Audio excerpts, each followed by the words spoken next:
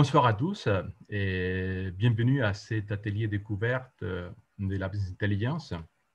Nous vous remercions chaleureusement d'avoir voulu passer un peu de temps avec nous pour découvrir voilà, qu'est-ce que c'est la business intelligence et un peu les liens avec la business analysis et les rôles des business analysts dans la business intelligence. Donc, comme nous sommes des personnes bien élevées, on va commencer par nous présenter. Donc, d'abord, c'est Maria qui va s'introduire elle-même. Merci. Maria Giovanna Zilli, Regulatory Intelligence Operational Expert chez Merck Serono. Avant, j'étais toujours chez Merck Serono Business Analyst. Mes études surtout sur le management international avec HEC Lausanne et aussi des années d'expérience dans la gestion des projets pour le développement des software et l'amélioration des processus. Je parle à Miguel. Oui. Bon, moi, je m'appelle Miguel Ángel Puente, je suis espagnol et je suis master en mathématiques. Et ça fait déjà 20 ans que je fais la business intelligence. Je fais en Espagne jusqu'à 2008 et depuis 2008, je travaille en tant que consultant en Suisse romande. Et ça fait 3 ans que je travaille comme business analyst business intelligence pour la manufacture horlogère Audemars Piguet. Donc, bon, nous allons voir parcourir un peu les contenus de la soirée. Nous allons survoler un peu l'histoire de la business intelligence et quelques éléments qui ont fait que la business intelligence soit comme on la connaît aujourd'hui. Après, Maria, elle nous parlera de la business intelligence en expliquant vraiment de quoi il s'agit et nous donnant quelques chiffres. Ensuite, nous allons passer sur les techniques que nous utilisons pour concevoir et pour développer des projets en business intelligence. On continuera avec les modes de restitution. Le 5e point, ça va être dédié au rôle des business analysts dans un projet BI et du lien de la business analysis avec la business intelligence.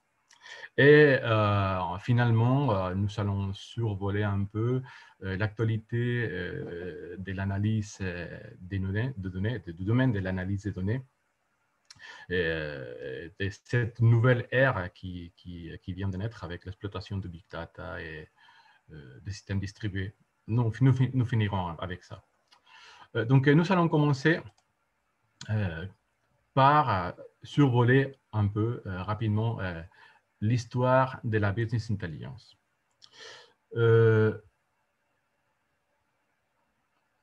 Non, c'est pas... Ah oui, d'accord, c'est Maria, on lance un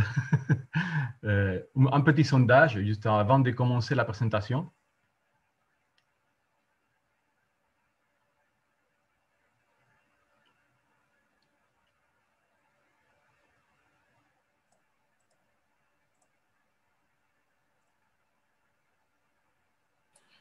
Voilà, oui, on aura des réponses. Début de chapitre.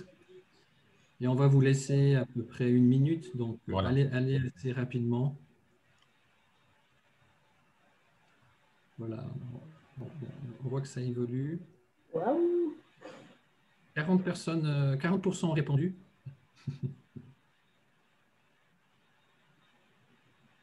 Voilà, encore un petit effort. 50.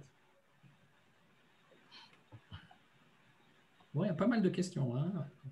Là, il y en a 3, mais les autres, vous allez travailler ce soir.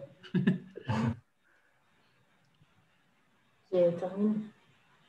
Oui, ouais, je crois que c'est bien. 50 personnes sur 7 points. Encore, non. Allez, 74. 74%.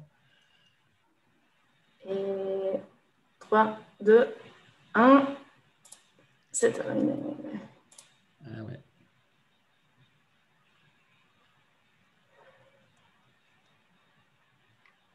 Vous voyez les résultats? Oui, moi je les vois. Est-ce que tu les vois, Miguel? Oui, je les vois, oui. Tu peux te- Ouais, Très bien. on va découvrir maintenant les personnes qui ont gagné. Bon, ça sera une victoire purement symbolique. Malheureusement, on ne peut pas partager les bières comme ça aurait été le cas d'un atelier en présentiel. Mais on va commencer les chapitres pour découvrir les bonnes réponses.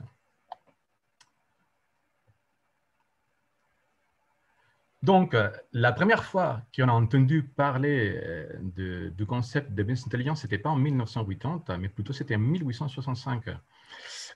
C'est dans l'Encyclopedia of Commercial and Business Anecdotes de Richard Miller Divens, où il nous explique comment, c'était à ce moment-là, en 1865, un banquier qui s'appelait Sir Henry Furniss, il a introduit ces termes parce que c'est la première personne qu'on sache qui a vraiment utilisé les données de son entreprise, de sa banque, sa petite banque, pour analyser son métier et pour acquérir un avantage compétitif par rapport à la concurrence. Donc voilà, ça fait déjà quand même 160 années que le terme il a été introduit. Après, il a fallu attendre presque un siècle pour que les concepts soient vraiment introduits dans un article qui a été publié en 1958 par Hans-Peter Lune, un analyste IBM, où l'article est intitulé A Business Intelligence System.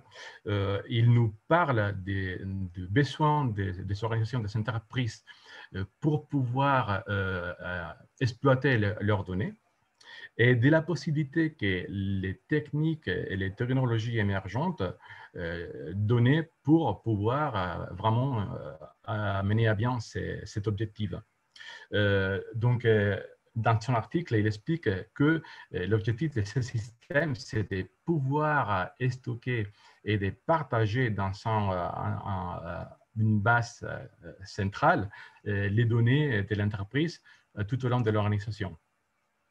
En fait, à ce moment-là, cette époque-là, environ les années 50 à 60, les informations n'étaient pas stockées telles qu'on la connaît aujourd'hui. Donc, il était stocké dans différents silos, l'information n'était pas connectée, il n'avait pas forcément une cohérence entre les différentes sources de données. Et ça a été en 1970 où Edgar Code, il a publié, Edgar Code c'était aussi comme son collègue Hans-Peter Lune, il était un analyste chez IBM, il a publié les rapports, un rapport qui est vraiment, c'est l'origine des bases de données relationnelles, et appelé A Relational Model of Data for Large Shared Data Banks.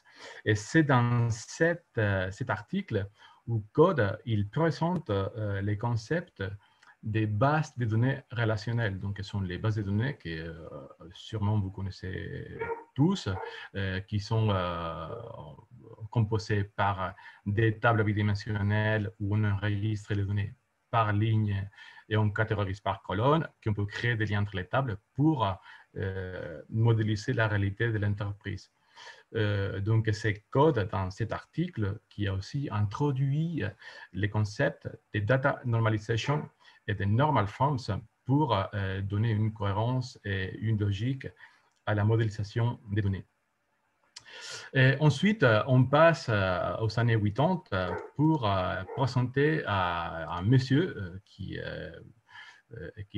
était vraiment la personne qui a popularisé les concepts de business intelligence et surtout de la technique de modélisation multidimensionnelle.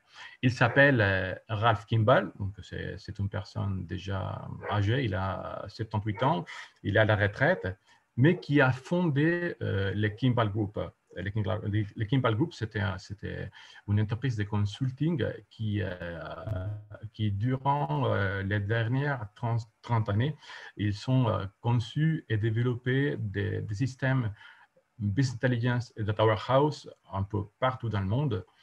Et comme j'ai déjà dit, c'est lui qui a vraiment popularisé l'approche multidimensionnelle, même si ce n'est pas lui qui l'a créée. Il est très connu aussi parce qu'il est l'auteur de la Bible de la Business Intelligence, qui est composée par 3 bouquins, sur les bouquins que vous voyez dans les slides: The Data Warehouse Toolkit, The Data Warehouse Lifecycle Toolkit et The Data Warehouse ETL Toolkit. C'est important de retenir ces concepts parce que tout à l'heure, dans les techniques, nous allons retourner sur les concepts de normalisation des méthodes de développement multidimensionnel pour comprendre comment ça se conçoit et comment ça se construit une application de business intelligence. Donc, cette partie, c'est fini et on va passer avec Maria sur vraiment les définitions et donner des chiffres sur qu'est-ce que c'est la business intelligence. Mais il y a un sondage d'abord, si je ne me trompe pas, un sondage sur les chapitres.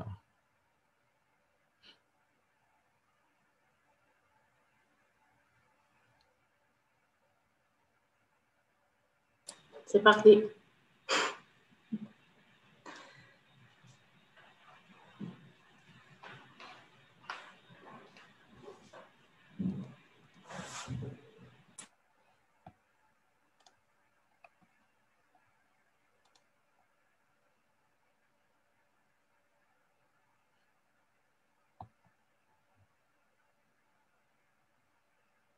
On peut peut-être donner les réponses comme récapitulatif des anciennes questions.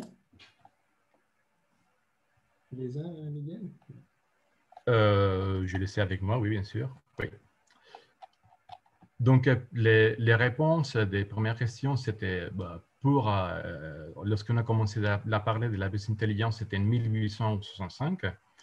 Et Ralph Kimball, il est réputé pour avoir popularisé la modélisation dimensionnelle et n'est pas pour avoir créé les bases de données relationnelles ni pour avoir introduit l'usage du big data.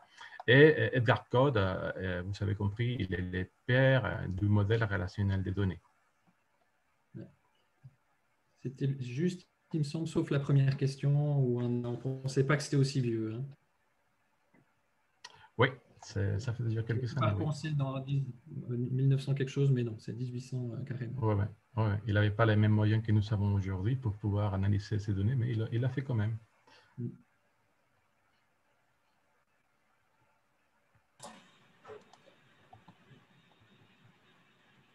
Je vais arrêter le questionnaire, je crois, mais on a des résultats. Une cinquantaine de réponses. Ouais. Ouais. On a des résultats très justes. C'est juste, hein? Ouais. C'est bien. Alors, on avance avec la présentation. On voudrait commencer par partager quelques chiffres. Et selon une étude de Gartner, 23 milliards de dollars et l'investissement mondial dans le secteur de business intelligence dans l'année 2020. 70%, c'est le pourcentage des projets de business intelligence en échec. Et les raisons sont pour la plupart généralement de mauvais choix d'outils, des processus mal définis, et des exigences mal identifiées ou une grande gestion des changements déficitaires. Les 80%, c'est le niveau de précision des statistiques. Pour réduire les coûts et accélérer l'accès et le traitement des données. Et souvent, les dirigeants n'hésitent pas à sacrifier la précision des résultats qui passent de 100% à 80%. Et le 3,8, c'est le nombre moyen de solutions BI dans une entreprise. Et ici, c'est intéressant à retenir que les différentes solutions BI interroguent les mêmes sources de données. Et donc, c'est facile à comprendre qu'il n'existe pas des solutions idéales regroupant tous les attentes et les capacités de business intelligence nécessaires à tous les cas d'usage. Et pour terminer, 610 ZTT était le volume mondial des données traitées et collectées pendant le 2020. Pour comparer, pendant l'année 2018, le volume c'était de 33 ZTT. Donc, on peut apprécier une certaine évolution. Maintenant, pourquoi pas définir la business intelligence, l'informatique décisionnelle. C'est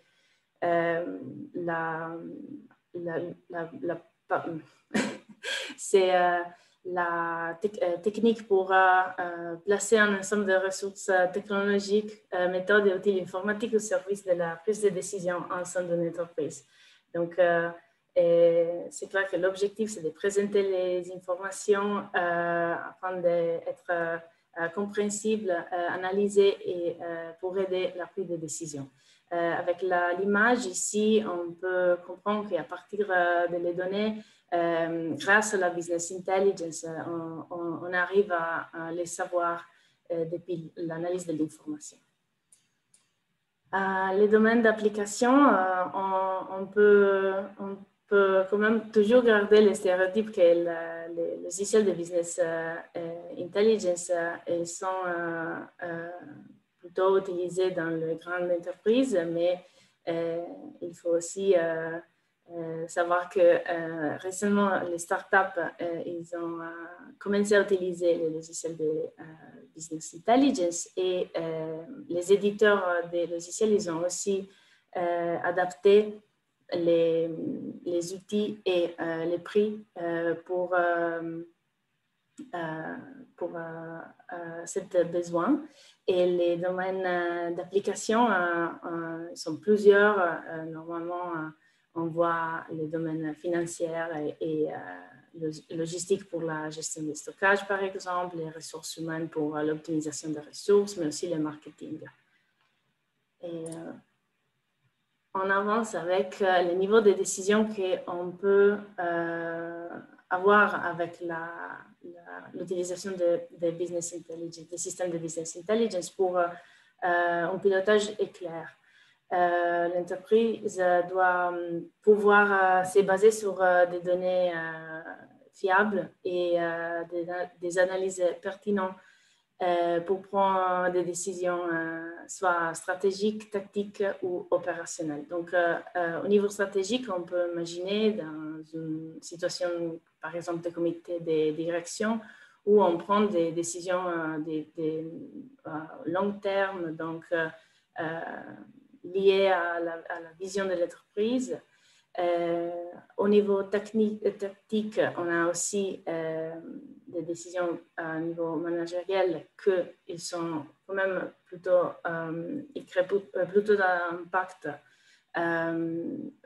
moyen terme dans l'entreprise et ils sont toujours importants. Et à la fin, l'opérationnel, donc des décisions court terme qui impactent les opérations de l'entreprise. Les types d'analyse qu'on peut avoir sont généralement 4. On part avec la descriptif et l'analyse descriptive utilise des données historiques de l'entreprise et pour comprendre et analyser les rendements passés de l'entreprise. Donc, il essaie de répondre à la question « qu'est-ce qui s'est passé ?» Après, on peut aussi arriver au niveau diagnostic, toujours utilisant des données historiques, mais avec l'objectif de comprendre les causes des événements.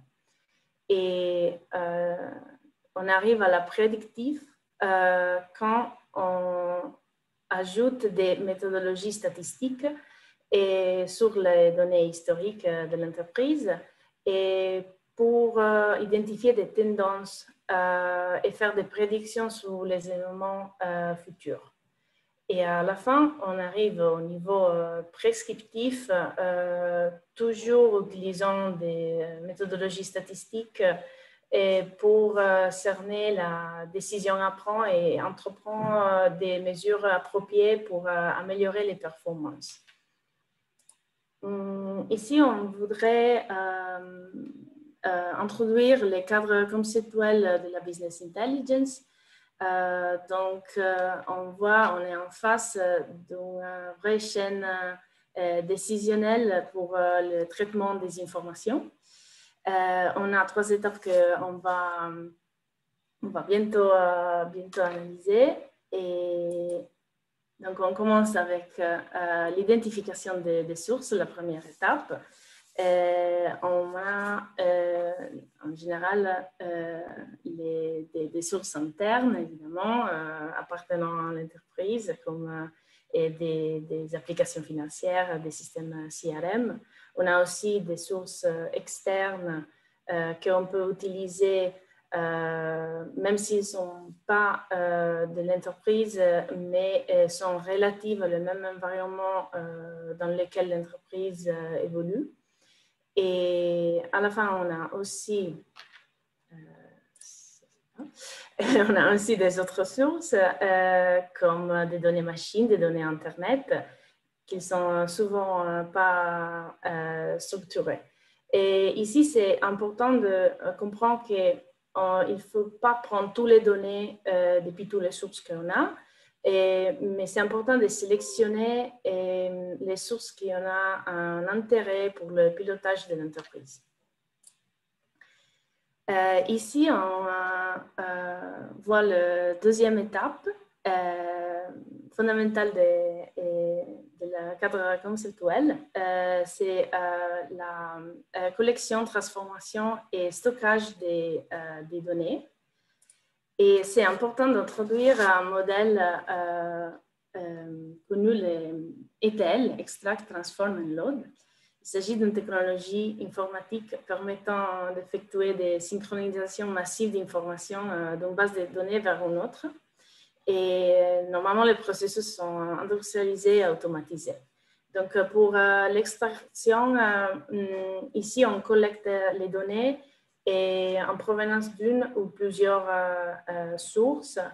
C'est important de sélectionner la base de données est pertinente et charger les données qui utilisent des passerelles fournies par les éditeurs.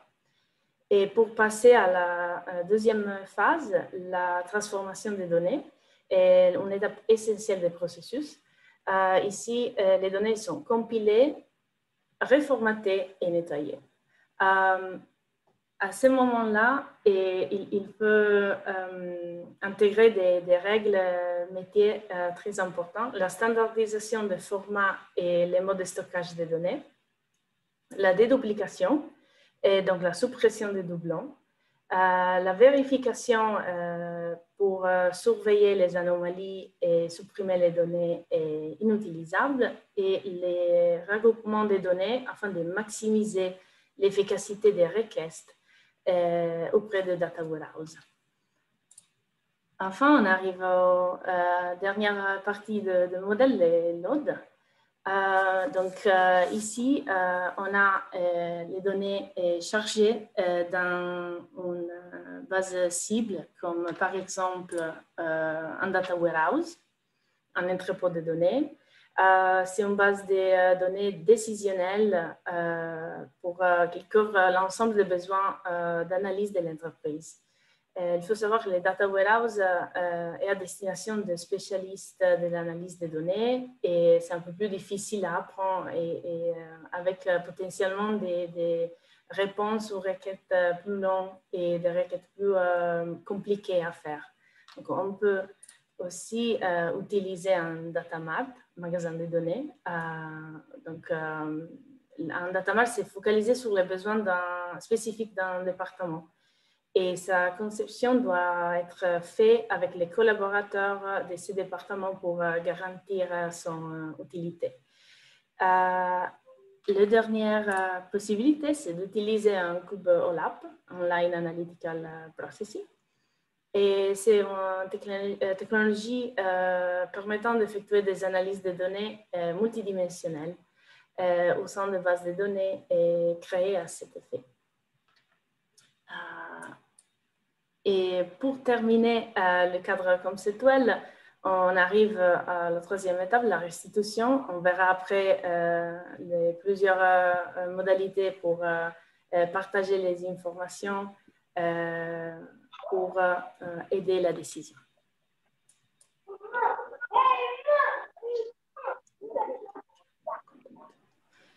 Donc, nous allons passer, merci Maria, nous allons passer au prochain chapitre où nous allons parler des techniques et de la méthode multidimensionnelle qui nous sert à concevoir des applications business intelligence. Et d'abord, on va lancer encore un petit sondage sur les contenus qu'on va voir.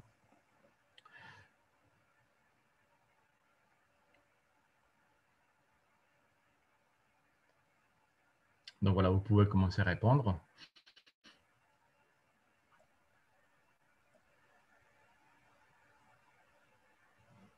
Et oui, pendant que vous répondez, en fait, il faut annoncer les réponses correctes de cette partie qui vient de présenter Maria. Donc, c'est pas ça.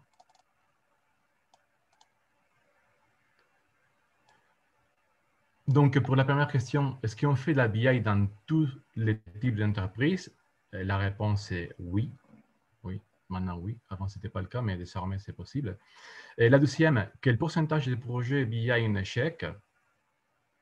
Donc, vous avez vu déjà, c'est les 70% des projets BI sont en échec ou considérés en échec. Et la BI est utilisée pour des prises de décision stratégiques, mais aussi tactiques et opérationnelles. Donc, on va sur tous les niveaux d'entreprise. Et la dernière question, si l'analyse répond à la question « Que risque-t-il d'arriver ?» c'est une question en besoin de prédiction. Donc voilà, c'était les réponses correctes pour les chapitres qu'on vient de finir.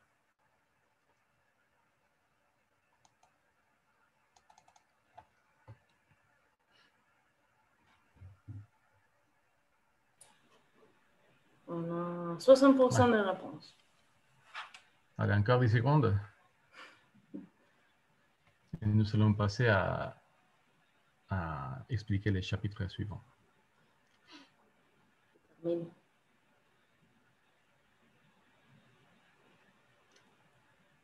Bon, c'est bon? Voilà. Ok, très bien. Bon, nous allons commencer à regarder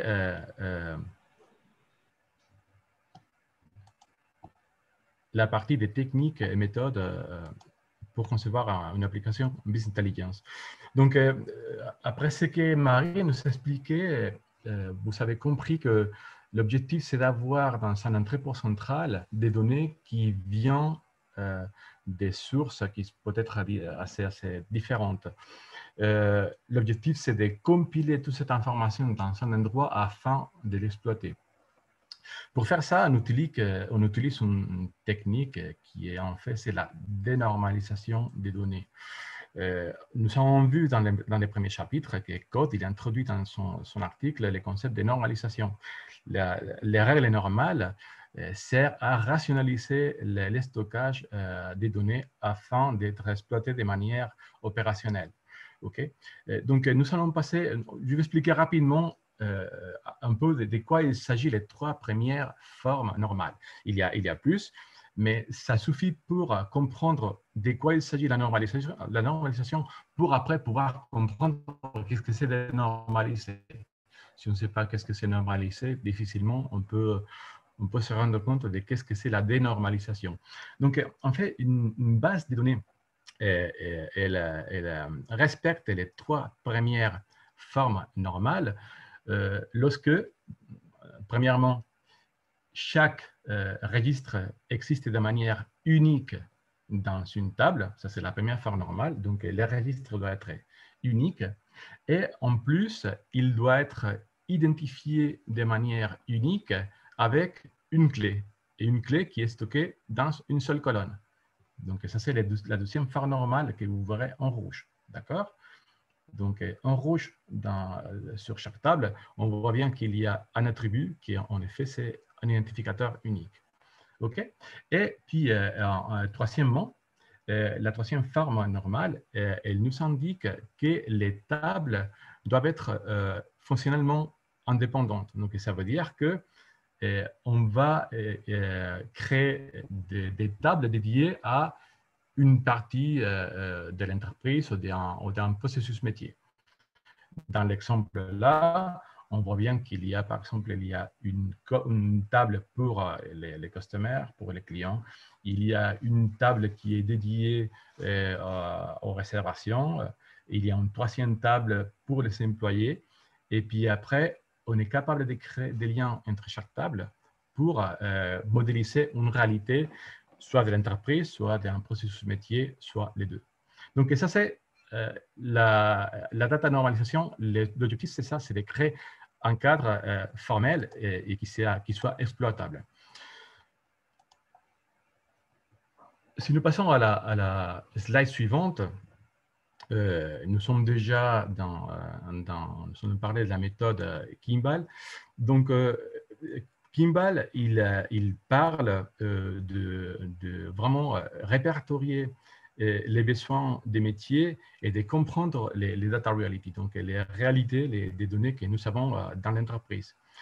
Donc, c'est très important pour pouvoir réussir un projet BI de comprendre les besoins et les contextes de différents métiers lorsque on imagine une application business intelligence. Et très souvent, les techniques qu'on utilise pour ça sont des workshops avec des utilisateurs clés qui vont nous donner des pistes par rapport au fonctionnement de l'entreprise et aussi par rapport au niveau d'information qu'ils s'attendent de l'application business intelligence. Ensuite, comme expliqué, qu'est-ce que c'est la data denormalization, la dénormalisation de données par rapport à la normalisation qu'on vient de voir. Donc, les données opérationnelles sont stockées dans des bases de données transactionnelles. Les bases de données transactionnelles, comme celles qu'on a vues tout à l'heure, les symboles qu'on a vues tout à l'heure, sont très pertinentes pour gérer les jours à jour de l'entreprise, mais par contre, sont très difficiles, peuvent être très difficiles à requêter afin d'exploiter les données pour des fins opérationnelles ou décisionnelles. Donc, la data denormalisation, l'objectif, c'est de créer des tables massives où nous allons stocker les faits, donc ça veut dire les mesures qui génèrent l'entreprise.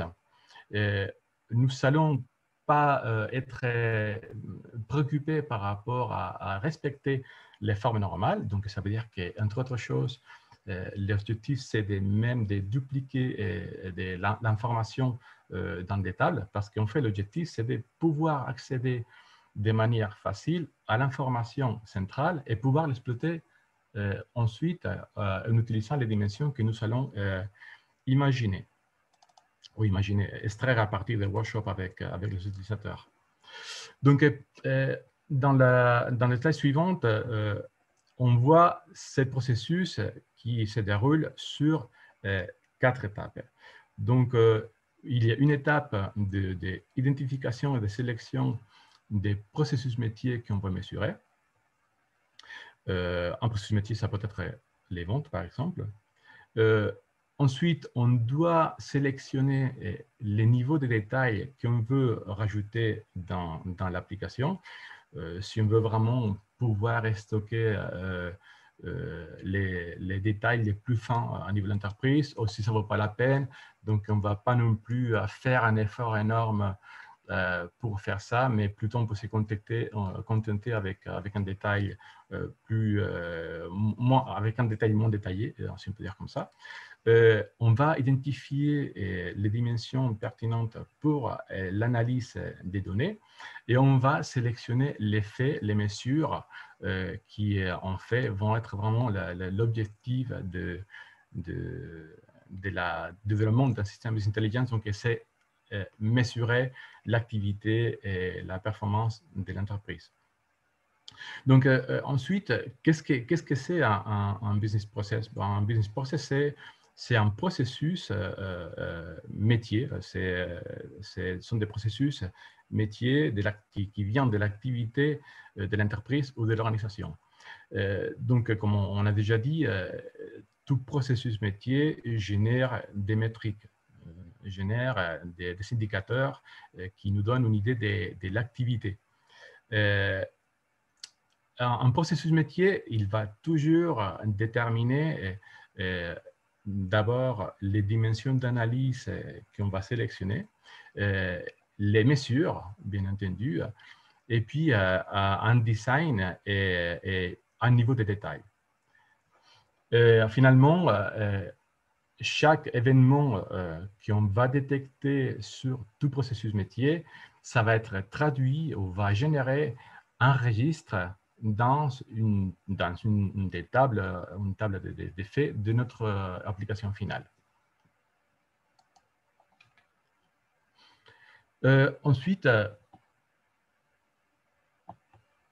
on parle des dimensions.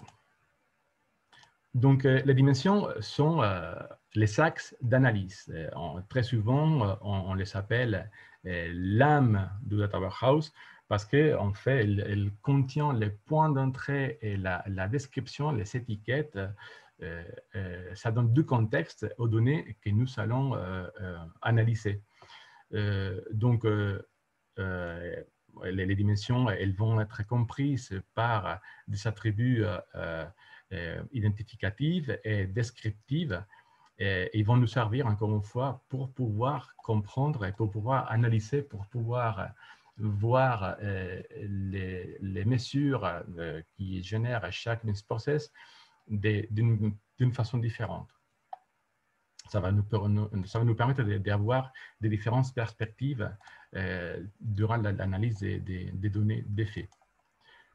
Et finalement, on parle des faits, donc ça, bon, c'est encore quelque chose, on vient de parler. Les faits sont les mesures de l'entreprise, les mesures qui sont déterminées par les processus métiers.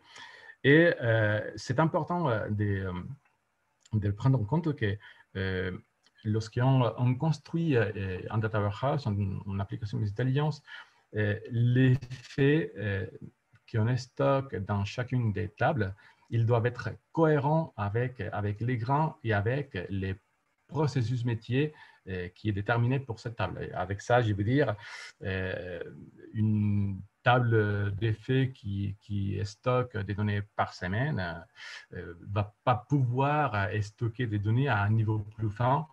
Et en même temps, si dans cette même table, on est en train de stocker les données des ventes, on ne va pas pouvoir stocker des données qui viennent d'un processus métier autre de l'entreprise. Donc, par exemple, du domaine du marketing ou des ressources humaines. Donc, on doit toujours prendre en compte qu'on doit respecter une cohérence par rapport au grain, au niveau des granularités et par rapport au business process. Ce travail de normalisation et de détermination des dimensions et des faits font qu'on puisse parler vraiment d'un système dimensionnel. Il y a deux manières de représenter un système dimensionnel. La première, c'est comme on voit dans les slides, ce qu'on appelle star schema ou schéma en étoile. On les appelle comme ça parce qu'on trouve la table centrale, la table de faits au milieu du schéma. Elle est entourée par les axes d'analyse qui sont connectés tout autour d'elle. Les dimensions sont connectées sur la table centrale des faits à partir de relations, idéalement à partir de relations 1 à 1. Donc, voilà, un produit, il va être vendu, on espère, au moins une fois. Donc, d'un produit en particulier, on pourra trouver plusieurs ventes dans la table d'effets vente. Et de la même manière pour un magasin, pour un client donné. Dans la différence par rapport au schéma suivant, qu'on appelle Snowflake Schema ou schéma en flocon de neige, c'est que dans cette deuxième option, la partie dimensionnelle peut être partiellement normalisée. Donc ici, dans cet exemple-là, on voit que la table d'effet sales, elle est connectée avec la dimension produit et que la dimension produit, elle est connectée avec encore une telle dimension avec le fournisseur. Et pareil, entre les ventes et les customers ou les clients et les pays. C'est une option. Il n'y a pas une règle mathématique précise pour dire de quelle manière faut-il modéliser dans son cas donné. Les customers, et dans cet exemple-là, ils sont connectés avec les countries, avec les pays d'une manière séparée. Dans un autre cas, les clients, ils pourraient avoir les pays en tant qu'attribut descriptif d'un client. C'est un choix. Donc, c'est une autre option qu'on a de modéliser lorsqu'on le fait. On suit la méthode dimensionnelle. Et enfin, on trouve les cubes OLAP.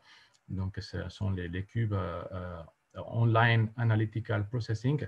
Donc, un cube, c'est une structure de stockage des données précalculées, différentes aux bases de données relationnelles, où chaque intersection entre les différentes dimensions, entre les différents membres des différentes dimensions, sont déjà précalculés et présents dans les cubes. Donc, l'avantage de faire ceci, c'est que c'est une méthode qui permet d'analyser d'une manière très rapide les données, c'est très performant.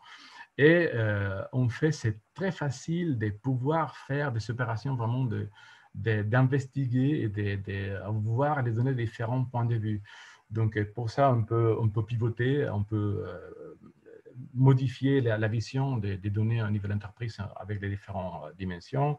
On peut sélectionner une partie du cube, donc c'est un sous-cube, en faisant ce qu'on dit dicing.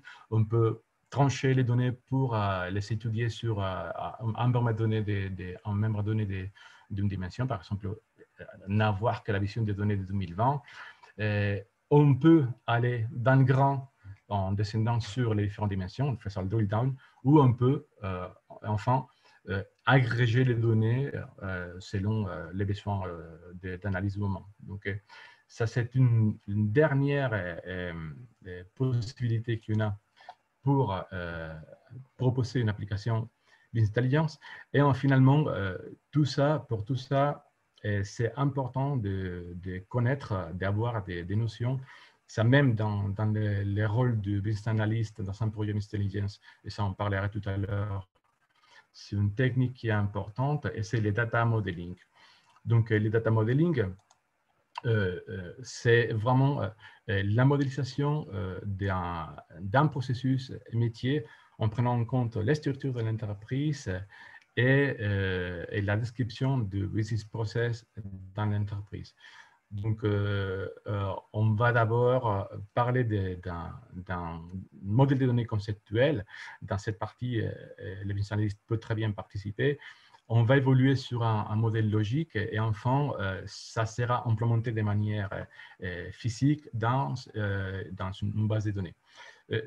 Cette data modeling, cette méthode de modélisation des données sert à vraiment modéliser encore une fois l'activité de la structure d'entreprise afin de pouvoir optimiser et donner un cadre logique à tous les processus qu'on veut mesurer. Donc voilà, ça c'est la dernière slide de cette partie.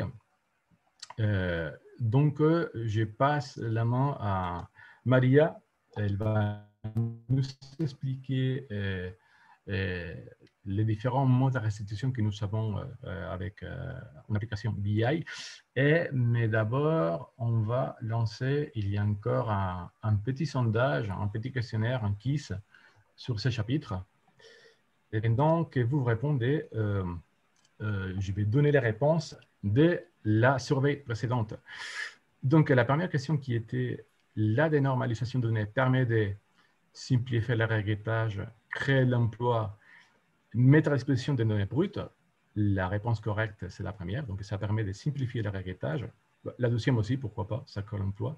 Mais ce n'était pas censé être la réponse correcte. La question 2, l'ODS, c'est un entrepôt de données opérationnelles. Une équipe ukrainienne de football et aucune idée. Bon, vous avez compris, c'est la première option qui est correcte. Peut-être la deuxième aussi, mais je ne connais pas le football ukrainien, donc je ne peux pas être sûr. Donc, on laisse la première. Et la question numéro 3, les dimensions sont des axes d'analyse, l'âme des data warehouses, et 3 selon Einstein.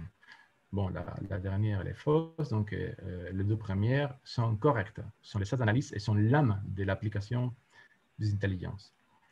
Et enfin, le modèle en étoile, c'est idéal pour analyser les données d'entreprise. Ce n'est pas forcément facile de les construire à partir d'un ODS.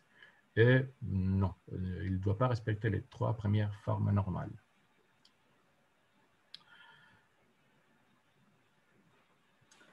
Merci. Je vois le questionnaire. C'est bien, ils ont tous des bonnes écouteurs. Participants. Alors, si jamais il y aurait un petit jeu à la fin, hein, on va le faire, Maria. C'est un petit jeu pour des questions sur la data visualisation. Je me rappelle au studio groupe l'avoir fait. Ça va être très, très fun, quoi. Très sympa. Ouais, ça va être sympa, oui. Ouais, on peut le faire, donc on va le faire. Oui. Alors là, 67%, 42 réponses. Ouais. OK. C'est terminé. OK. Alors, oui, ici, on reprend l'étape 3 de le cadre conceptuel, la restitution, pour montrer les différentes modalités qu'on peut utiliser. Et on part, on va dire, plus simple pour arriver à la modalité un peu plus complexe. Et donc, on part avec un requête ad hoc. Un requête ad hoc, c'est la réponse à une question non récurrente pour la majorité des fois, c'est même pas conservé, c'est juste un résultat brut pour vérifier normalement une valeur, un chiffre, et on arrive à quelque chose d'un peu plus structuré avec un rapport qui serve pour communiquer, analyser la situation actuelle de l'entreprise grâce à un format prédéterminé. Avec ça, on peut partager normalement des chiffres. On imagine par exemple un rapport financier. Et ici, on n'est pas encore en face d'un outil proprement utilisé pour aider à prendre des décisions, mais est quand même destiné à rendre compte du travail effectué et donc peut-être pour aider à la prise de décision. Ici, on voudrait introduire un concept clé pour la prochaine mode de restitution, c'est l'utilisation des KPI, Key Performance Indicators, qui doit être basés sur des indicateurs, donc des mesures spécifiques et numériques pour évaluer les progrès vers un objectif stratégique, et avec l'utilisation des métriques pour quantifier les progrès. Et si on ajoute aussi un target à les métriques, ça devient un objectif à atteindre dans un temps spécifique. c'est toujours important de créer une structure basée sur les procédures de collection de données, d'analyse et le reporting pour assurer la gestion des KPI. Et le reporting sert à définir la fréquence, assurer la validité et la confiance de KPI pour les utilisateurs finaux. Et donc ici, on a le dashboard, le tableau de bord, où on retrouve notre KPI. Et ici, on a un outil qui réunit dans une présentation les indicateurs plus pertinents et en accord avec les orientations stratégiques. Et donc, il permet de suivre l'activité, la mise en perspective des résultats et avec les objectifs. Et notamment, on trouve souvent l'utilisation des couleurs pour comprendre les chiffres qui vont bien, qui vont mal, comme le vert et le rouge, donc les flèches de tendance pour analyser la progression des valeurs, par exemple. Et ici, on peut dire que le tableau de bord et les rapports sont complémentaires parce que les rapports participent à la chaîne des décisions. Après, on passe à la balance scorecard. Depuis la création de la balance scorecard avec la seule dimension financière, maintenant, aujourd'hui, on a un outil qui il est toujours lié à la vision et à la stratégie de l'entreprise, mais que, encore une fois, mais qu'il inclut aussi des autres dimensions comme les processus business, les développements des employés et la satisfaction des clients avec des mesures toujours liées à les objectifs de l'entreprise. Donc ici, on peut voir des images pour avoir un exemple. Et on comprend que la balance scorecard est un véritable système de management intégré de la stratégie, on peut dire prospectif. Et pour analyser un autre mode de l'institution, on passe à la data mining, donc le forage de données. On utilise le data mining pour analyser, découvrir des corrélations informelles entre les données. On voit dans l'image déjà des domaines d'application pour ça, comme la segmentation de clients ou l'analyse du marché.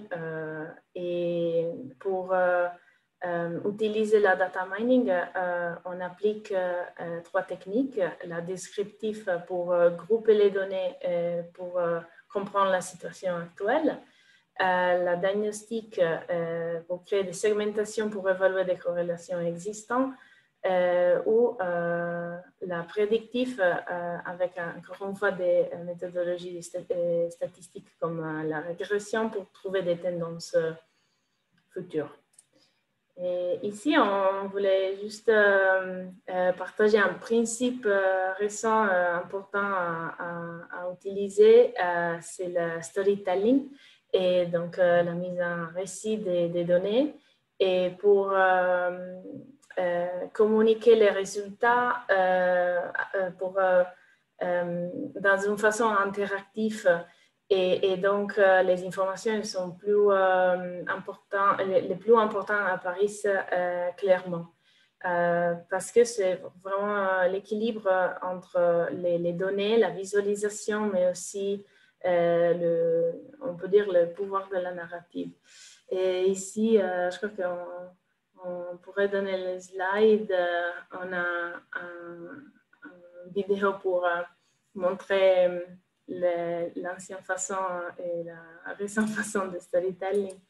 Et après, oui, la data visualization, comme Claude l'a mentionné, on avait préparé un jeu vers la fin de la séance et pour montrer la différence entre la façon de partager les résultats avec de texte et la visualisation, comprenant que le cerveau a différentes façons de traiter les infos s'ils sont visuels.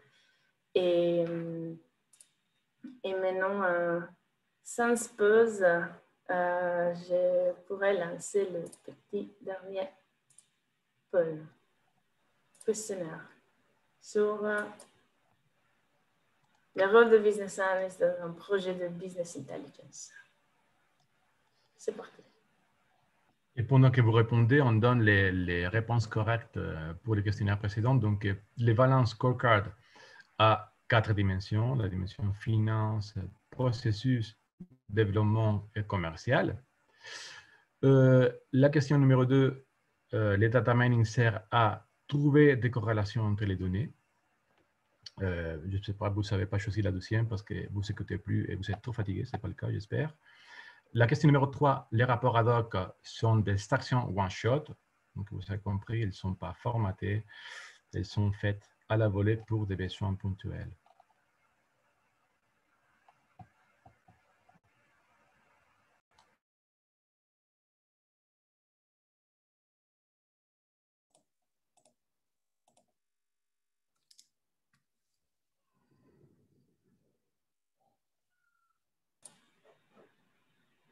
Oui, c'est un questionnaire actif. Encore.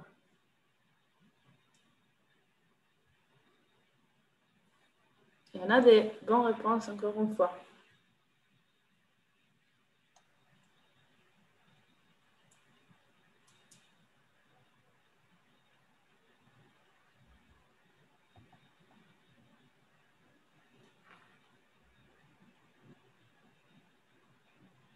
C'est la dernière partie, alors.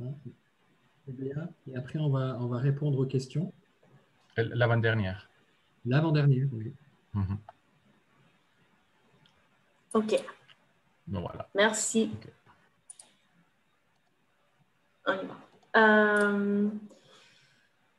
Le business analyst dans un projet de business intelligence. Donc, on peut imaginer qu'un business analyst, il peut être un consommateur d'un outils de business intelligence, par exemple pour un projet de réingénierie des processus en implémentation de solutions IT. Et donc ici, il faut que le business analyst a la connaissance de la stratégie de l'organisation pour mieux challenger les besoins exprimés par les KPI et proposer des solutions qui collent le plus possible. Donc, avant de proposer des solutions, le business analyst analyse la situation actuelle et identifie les KPI qui permettent de suivre l'évolution des activités. Et à la fin, il validera la solution à implémenter avec les indicateurs.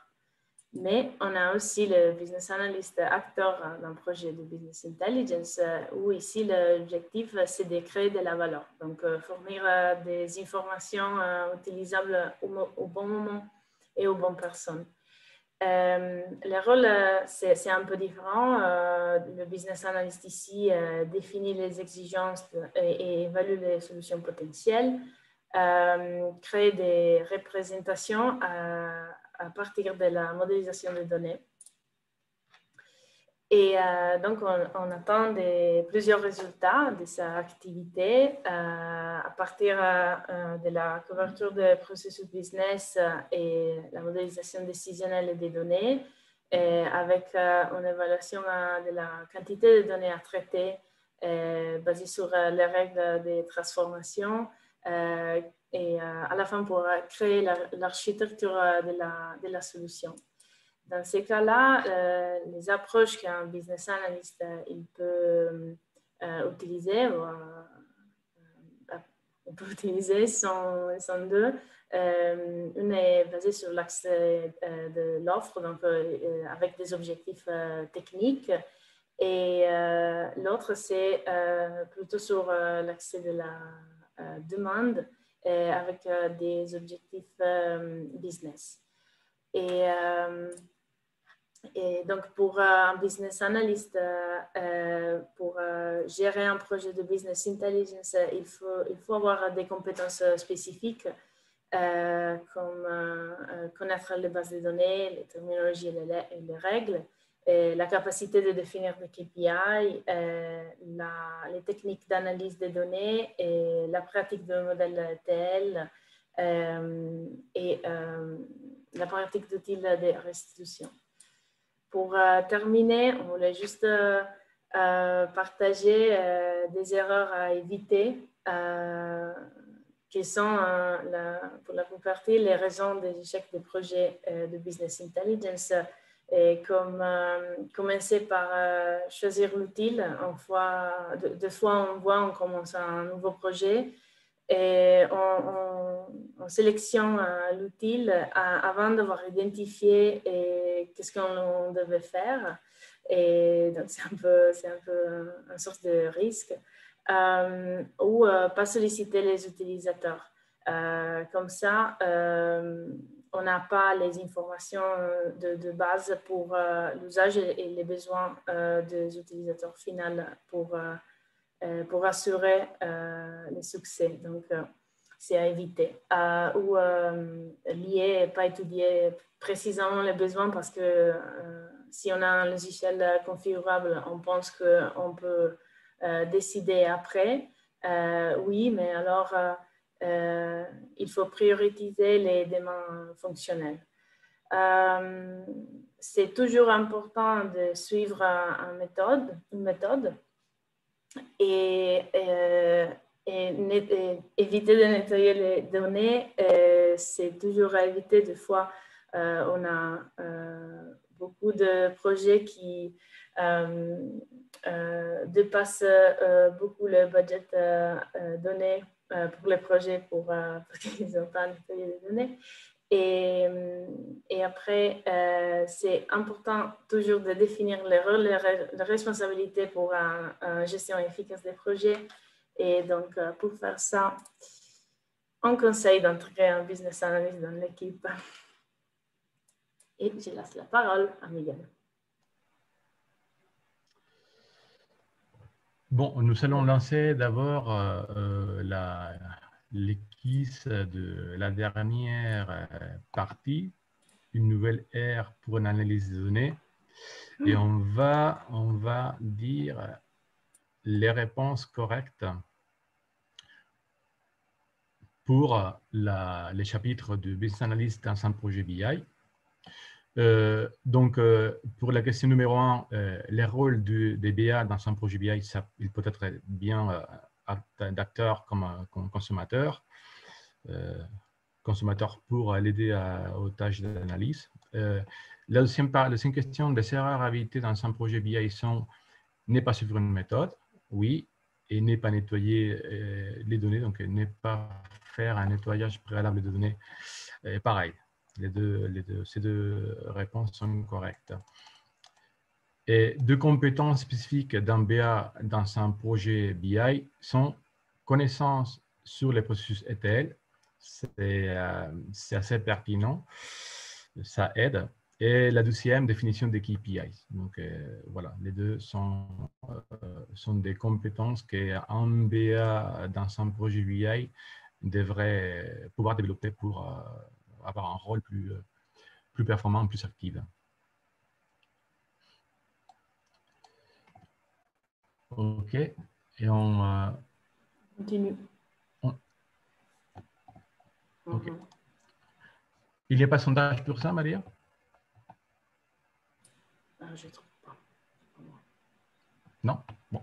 Nous allons commencer donc avec cette dernière partie de une nouvelle ère pour l'analyse des données. Donc, bon, je pense que vous tous, et nous tous, nous sommes inondés avec des news, des informations sur les possibilités que proposent les big data.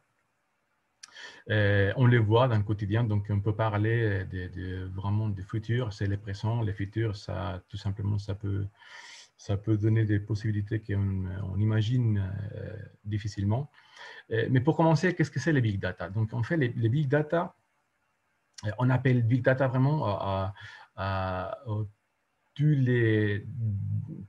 cet ensemble, cette masse des données non structurées qui nous entourent et qui proviennent des multiples sources. Donc, lorsqu'on parle de données non structurées, ça veut dire que ce sont des données qui ne sont pas en mesure d'être stockées dans une base de données relationnelle, par exemple, parce que justement, ils ne sont pas en structure définie et qui vient, la plupart d'entre eux, des multiples sources, comme j'ai dit, mais entre autres, il y a beaucoup de données qui viennent des logs, des éléments connectés, des électroménagers connectés, des RFID, voilà. Il y a plein de données aujourd'hui qui nous entourent et qui sont cataloguées comme Big Data. Et la masse de ces données, c'est énorme. Pour 2025, ils sont donnés un chiffre de 163 zettabytes des data, des données, donc ça veut dire il y a 163 suivi des 21 zéros, c'est pas mal. Et ces big data, ils vont servir en fait pour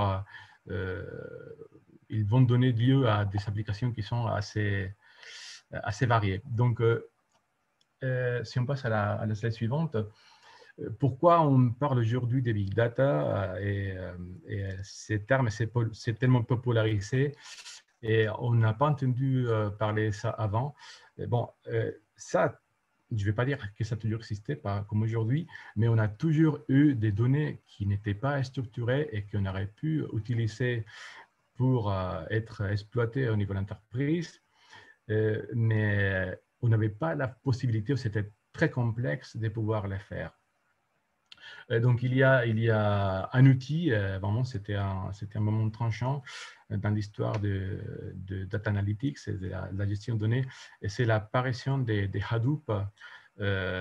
Hadoop, c'est un écosystème d'outils qui est développé par Apache. Et entre autres, parce que comme j'ai dit, c'est un écosystème, donc il y a beaucoup d'applications qui sont interconnectées les unes avec les autres. C'est l'application qui permet de gérer des données massives de manière pas monolithique, à la différence des architectures qu'on a vues des applications business intelligence traditionnelles, mais vraiment c'est distribué. Donc Apache Hadoop, c'est installé sur des réseaux de ce qu'on appelle commodity hardware, donc ce sont des ordinateurs qui ne sont pas forcément très puissants, qui ne sont pas les serveurs dont nous avons vu toujours des machines très puissantes avec une grande capacité de stockage. Et Hadoop, le but, c'est de pouvoir traiter des données massives qui arrivent dans leur système. Et Hadoop, l'avantage, c'est qu'il va être capable de gérer l'arrivée de ces données. C'est la grande puissance. Et il travaille aussi sur l'assumption que des erreurs, il va y avoir toujours. Donc, il va être capable de basculer la charge de traitement des données qui arrivent à partir du moment qu'il va trouver des erreurs. Donc, automatiquement, le système, il va s'optimiser, il va s'adapter pour pouvoir garder une performance tout au long du temps.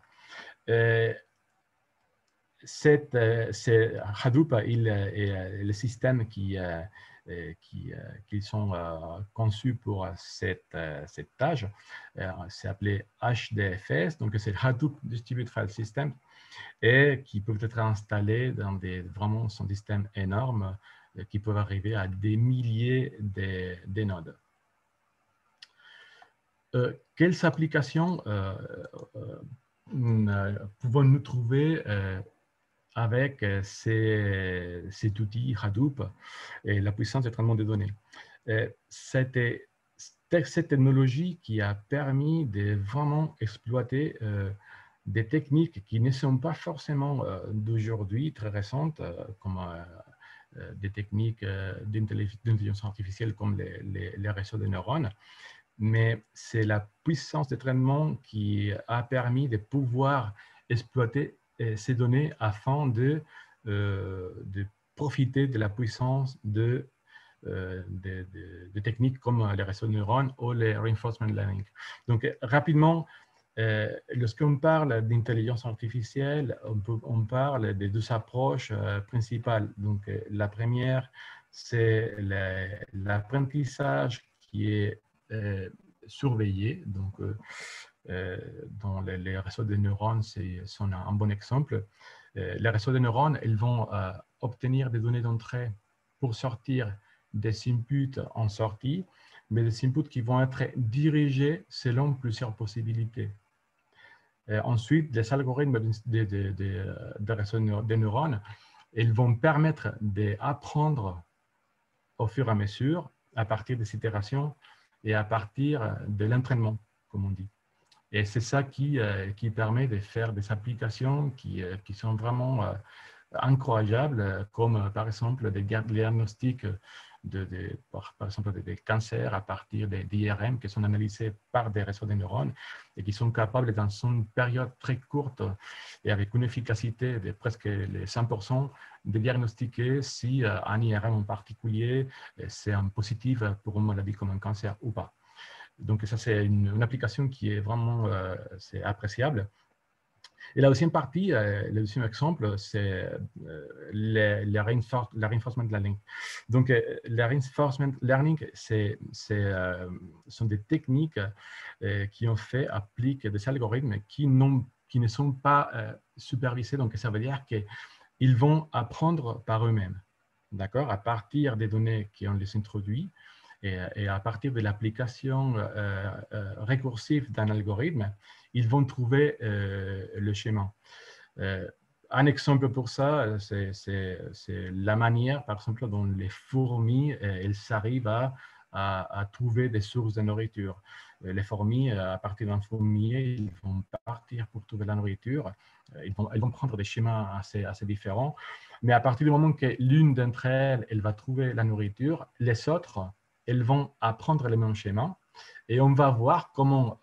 Lorsqu'au début, tout était disparu, tout était assez... il n'y avait pas une homogénéité dans les parcours de chaque fourmi, on va voir comment peu à peu, tout se dirige vers un endroit commun. Et la reinforcement learning, l'idée, c'est de... voilà, c'est ça. Et donc, comme je dis, ça sont des techniques qui existent depuis pas mal de temps, mais vraiment, ce qui a permis de développer des systèmes très puissants qui nous font profiter de l'intelligence artificielle, c'est ça. Après, les futurs, c'est compliqué, on peut tout imaginer, mais c'est un domaine qui est vraiment passionnant, qui donne déjà lieu à des discussions, même dans le cadre philosophique et même légal. Il y a des discussions sur la définition des lois et des définitions de décisions qu'on doit changer par rapport à ce qu'on a vécu toujours, parce que du coup, nous serons des systèmes capables de réfléchir en parallèle à nous, mais qui en fait, ils ne sont pas humains. Donc, il y a cette dichotomie machine-homme qui apparaît et qui, bon, ça va nous donner pas mal de surprises. J'espère que toutes bonnes. Donc voilà, nous arrivons à la fin de l'atelier. Nous espérons que ça vous a plu, que ça vous a donné l'envie de continuer à investiguer. Et compte tenu, comme on a dit tout à l'heure, compte tenu qu'on a un peu de temps, on va proposer de lancer un jeu sympa qui est basé sur la partie Data Visualization. Est-ce qu'on fait le jeu ou est-ce qu'on fait quelques questions avant? Comme vous voulez. Enfin, je pense qu'on peut faire les jeux, ça va durer 10-30 minutes, c'est assez sympa, ça relaxe.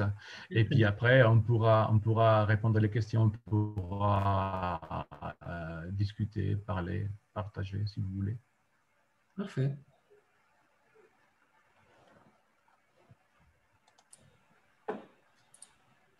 Sinon, ouais, ok.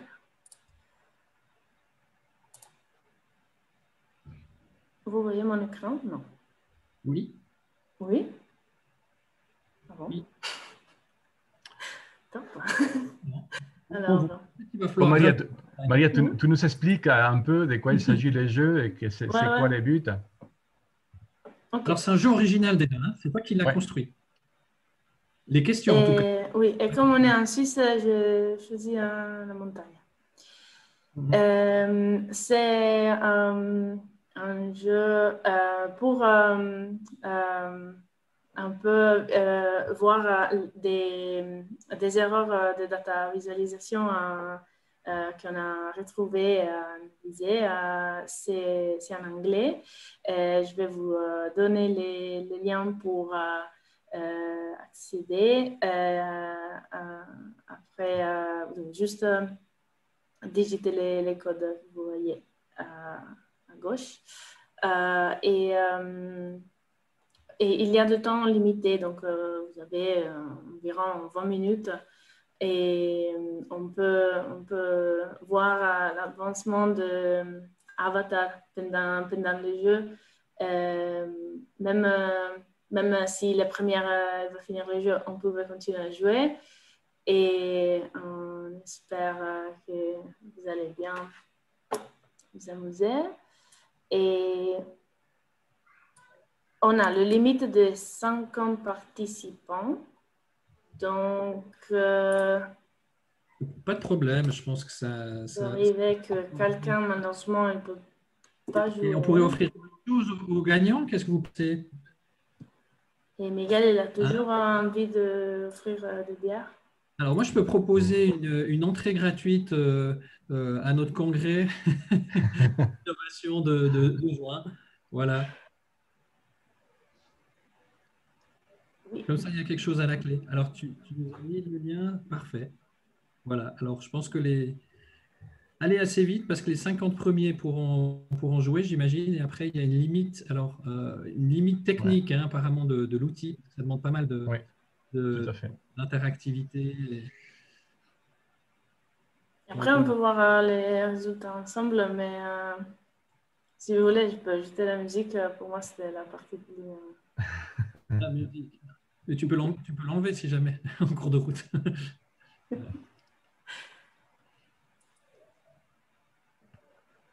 Vous l'entendez? Non. Non, pas vraiment. Non. Je crois qu'il y a une option dans Zoom. On l'a pas. Ah, d'accord. Non, on l'a pas mis. Comme mais ça. les personnes l'entendent. Ah, on l'a pas. Je crois que vous pouvez... C'est pas toi qui as fait la musique, non? Non. Ah, voilà.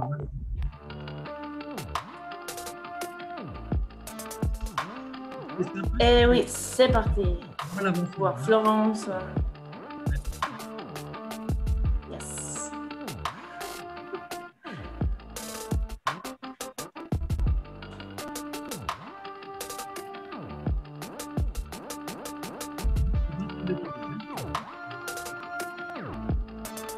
Non, j'ai raté, sinon on ne peut pas parler. 20h20 et on gardera 10 minutes de Comment questions. on clique sur les chiffres comme les étapes Je les vois plus en fait, les étapes. Maria? Ça, parce que c'est... Normalement, tu as commencé les jeux, donc Oui. il faut choisir la réponse, comme ça tu peux passer Voilà, c'est à l'étape automatique. suivante. Tu passes Ah, automatiquement. d'accord. Je me rappelle à l'étape suivante une fois que tu as répondu, hein, c'est ça. Il y a Ah, pas bah, besoin. bah, Voilà. j'ai été éliminé peut-être. Je sais pas. Non. Non.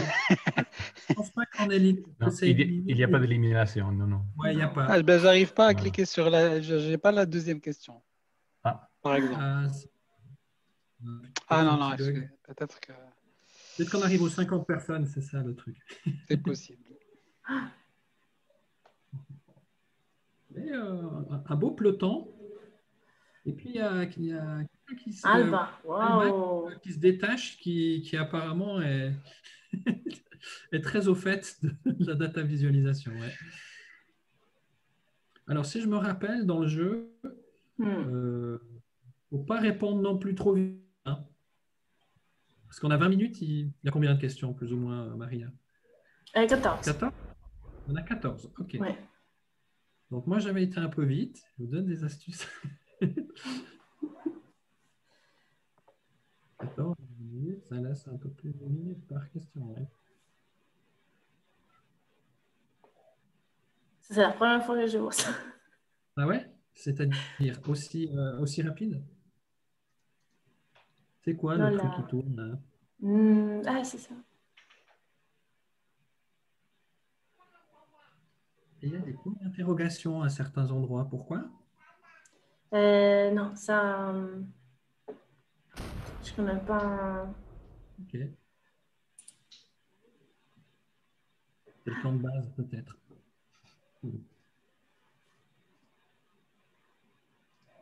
Est-ce que c'est le Cervin? Je ne suis pas sûr. Dent Blanche.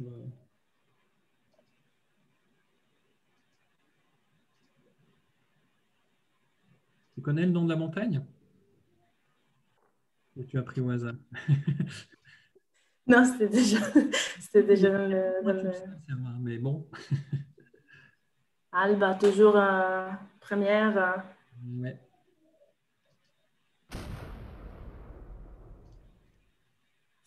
Ah. Tout le monde est parti. Plus personne. Non. La plupart sont à la 7. Et c'est Alba qui a déjà Ouh. 13e. Alors Ça attends. va vite, hein? Ah ouais. Alors, ça veut dire quoi? Qu'il est à la 13e question ou Oui. qu'il a Oui. répondu à 13 réponses correctement? Non, non, elle est la troisième. Mais non, elle va la terminer. Mais normalement, les autres, ils peuvent continuer. Et ça ne veut pas dire que Il a gagné. je n'ai Ça pas veut mis dire... ouais, non, j'ai pas mis l'option que si. Ok, on voit juste la progression dans les questions des différentes personnes. Mais le suspense reste entier. C'est-à-dire que si des gens mettent plus de temps mais répondent à tous, ils peuvent passer devant. Par contre, le temps compte. C'est-à-dire s'il a répondu à toutes les questions justes, après, c'est le temps qui est pris en compte, je pense. Oui, oui, oui. Mais je ne peux pas cliquer sur View Results, sinon j'ai coupé le jeu. Donc, Non, mais c'est bien. mais congratulations à Robbie. Ok.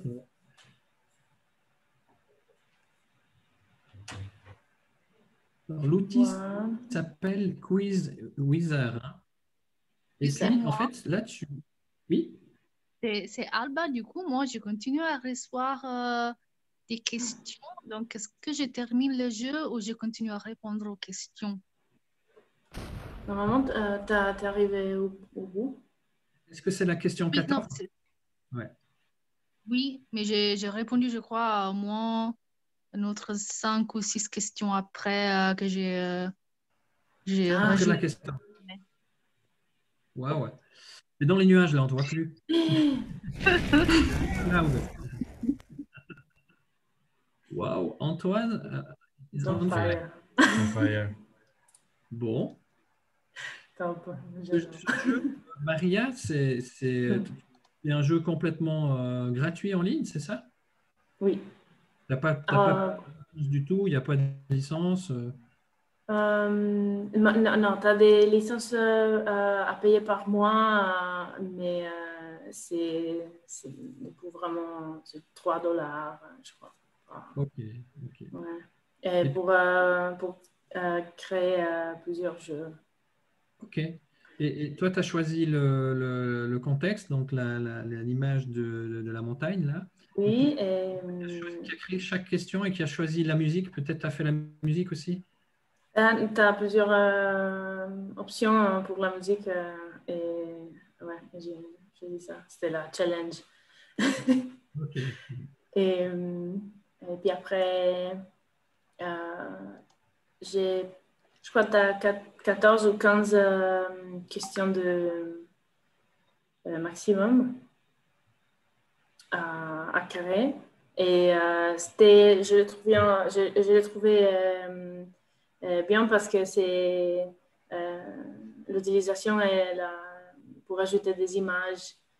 C'était ouais, plutôt amusant. Ok. J'ai eu une remarque de quelqu'un qui dit pas trop parler, on ne peut pas se concentrer.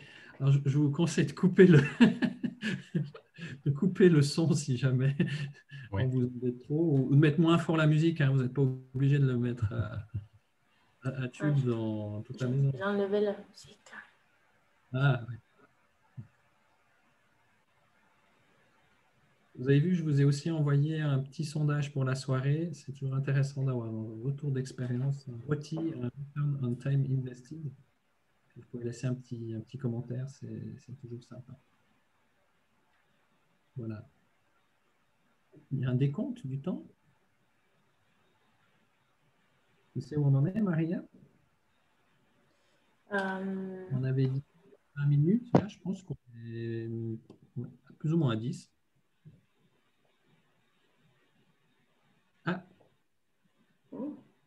Manal Gazelle qui est qui est au Canada, bonne rencontre. Oui, alors on a pas mal de monde à travers le monde, il faut être clair. C'est bien, c'est sympa. Bienvenue. Pour la présentation. Bravo. Merci. Au revoir. Vous pouvez rester encore un peu. Hein. Il y aura la séance des questions-réponses. Et si vous voulez après vous témoigner voilà, ou parler des trends ou votre opinion, restez encore un petit moment, on va discuter. J'ai vu des questions par rapport au data lake, par exemple. Peut-être en toucher un mot. Oui, et la remarque de Michel Raimondo, c'est pertinente. Donc, Michel, si tu es toujours là et tu veux après nous partager un peu parler sur la personne de Bill Hyman, c'est voilà, avec plaisir. Si tu es là, Michel, tu peux prendre la parole. Ou alors, je pense à Gilles Burnier. Est-ce que tu es encore là? Tu as parlé de trends. Alors, Gilles, on le connaît puisqu'il était aussi à la soirée qu'on avait fait sur la business intelligence. Et puis, il travaille pas mal dans le domaine, dans une assurance. Et voilà, il est assez au fait de tout ce qui tourne autour de la business intelligence. Gilles, tu veux nous parler des tendances? Ou alors tu es en train de jouer. Alors attends, je regarde dans la montagne. Là. On va te laisser jouer jusqu'au bout. Je vais voir si tu es encore là. Il n'y a qu'une personne sur l'écran basse, n'est-ce pas?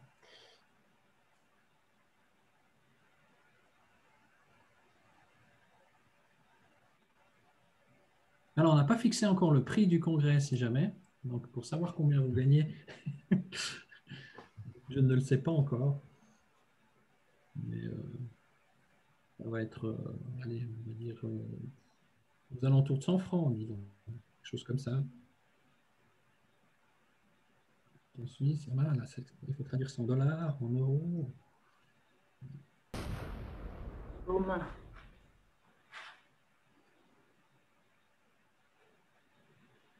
Alors, Gilles, est-ce que tu es encore là? Peut-être que tu es en pleine... Tu aurais dû déjà tout répondre, d'après moi. En tout cas, je ne te vois pas à l'étape 2.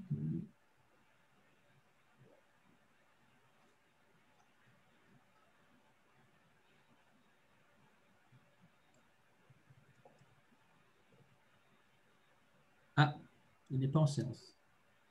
Gilles Burnier est parti. Voilà. Une bonne manière pour savoir, c'est d'envoyer des messages aux gens.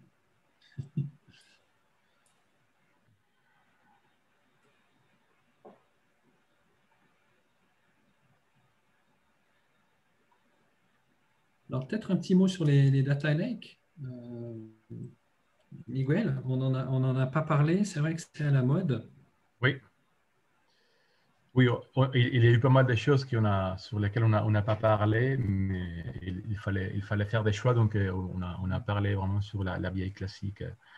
Les data lakes, bon, suis pas trop fan des data lakes, en sachant que la plupart des projets sur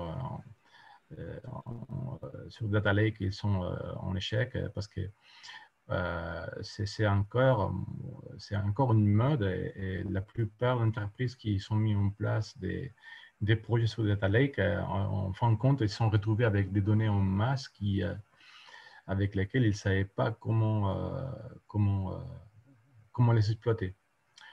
Donc voilà, ce n'est pas quelque chose sur laquelle je me suis mis dedans. C'est pour ça qu'on a décidé de partir sur vraiment quelque chose voilà, pour un atelier de découverte.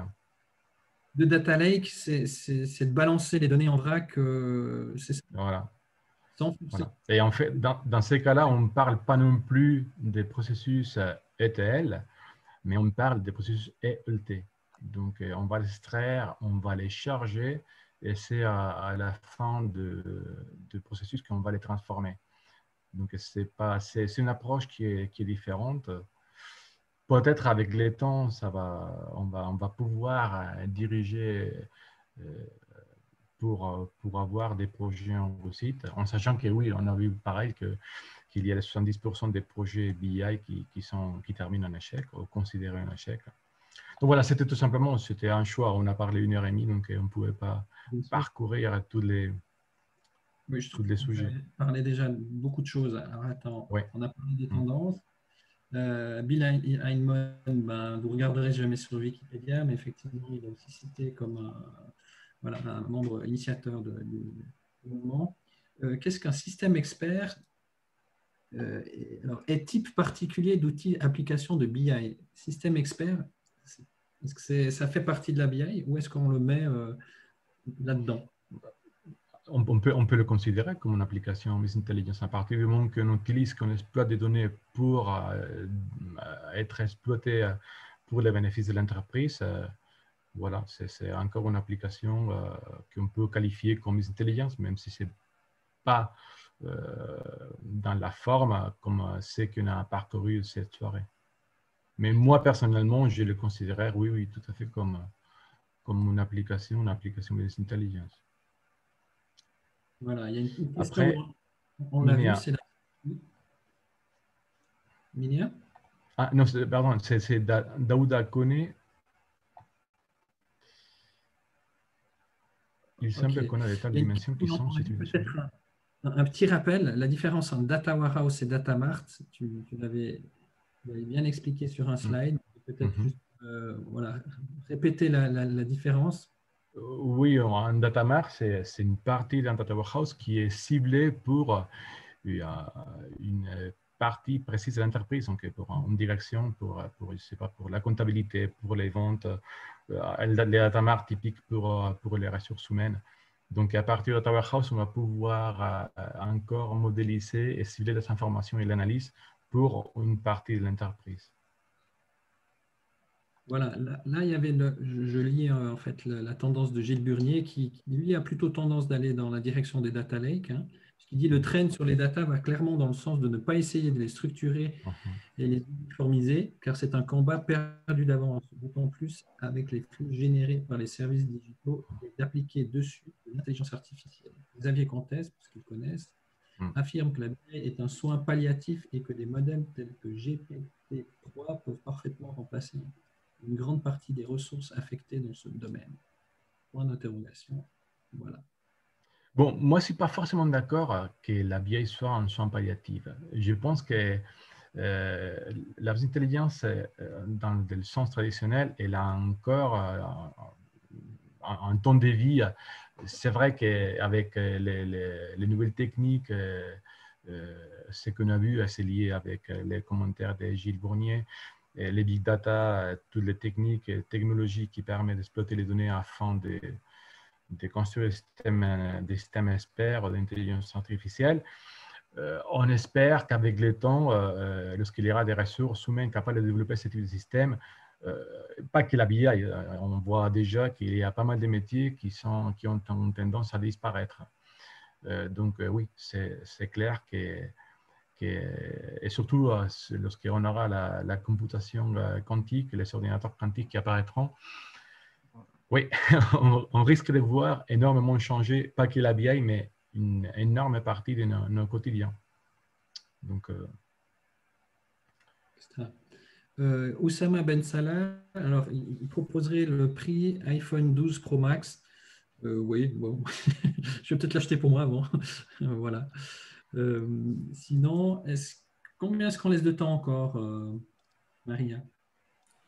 Je crois que je voulais On arrête? arrêter, ouais. Mais En bon, suspens? bon, j'ai cliqué. Allez, Responsabilité. attention, ça compute, ça compute. Roulement de tambour. Débat. Congratulations. Bravo. Alors attends, comment on interprète ça? Est-ce qu'on a le détail? Est-ce que tu veux On a un débat? rapport. Tu veux témoigner? Tu fais quoi comme métier? Tu travailles dans le domaine? Ou même pas? Est-ce que tu es encore là déjà? Bonsoir. Non, non, je suis pas à peu près dans le domaine. Je suis plus dans la cybersécurité, spécialiste dans la gestion des identités et des accès. Voilà, je suis en mission où je fais un peu de business analyst, enfin de business analyst et un peu de transformation de données pour les reprendre du système au cours de migration. Hein. Donc, j'utilise un ETL et celui de Microsoft, Query. Je ne sais pas si ça vous parle, mais voilà. Pas vraiment dans le domaine. Excellent. Bah, apparemment, bon, c'était sur la data visualisation. Donc, voilà. Est-ce que la deuxième personne veut aussi témoigner? C'est Antoine, si j'ai bien vu. Alors, on voit le score. Alors, c'était très proche, hein, 127,5 pour Djebar et 126 pour Antoine, 125 pour Elena. Donc, c'est vraiment dans un mouchoir de poche. les Et podiums serrés. on voit la durée. Hein. Donc, il a pris son temps, Djebar. Mais c'est vrai qu'Elena, elle est allée très, très vite. Alors, je soupçonne que Elena, tu travailles dans le domaine. Non, je ne travaille pas dans les domaines et en plus, je suis sortie et je ne savais pas comment continuer jusqu'à ce que j'ai cliqué question. Mais j'ai fait Quality Assurance sur un data warehouse, mais il y a quelques années. Et je suis très visuelle aussi, donc très exigeante avec la représentation des données. Eh oui. Donc peut-être c'est ça aussi. C'est bien. En tout cas, tu as l'œil. Oui. Tu as trouvé difficile ou... Bon, un peu difficile parce que je suis avec un laptop et les images étaient trop petites et les textes grands jusqu'à ce que j'ai découvert qu'on pouvait cliquer les images, etc. Parce que je ne joue pas des jeux normalement. Donc. D'accord. Mais... Un chapeau, apparemment, tu as eu plein de contraintes, mais oui. tu es plutôt bien sorti et plus vite que les autres. Excellent. Je vais avoir le nom. On va dire que pour le trio de tête, hein, je vais faire simple. On va vous inviter au congrès de l'innovation au mois de, au mois de juin. Comme ça, pour le podium, c'est pour les trois. Bienvenue. Antoine, est-ce que tu es là? Est-ce que tu veux témoigner? 10 minutes 52, 126 de score. Ah. Oui, bonsoir. Ouais. Bonsoir, Antoine. Antoine Laval. Ouais, moi, je dois dire que je veux bien des explications sur les deux dernières questions. J'ai eu tout faux. Ah, alors, Maria, ça s'est peut-être joué sur les deux dernières questions qui étaient volontairement difficiles ou bien? Ah, on les voit. Oui, ça c'était difficile. Et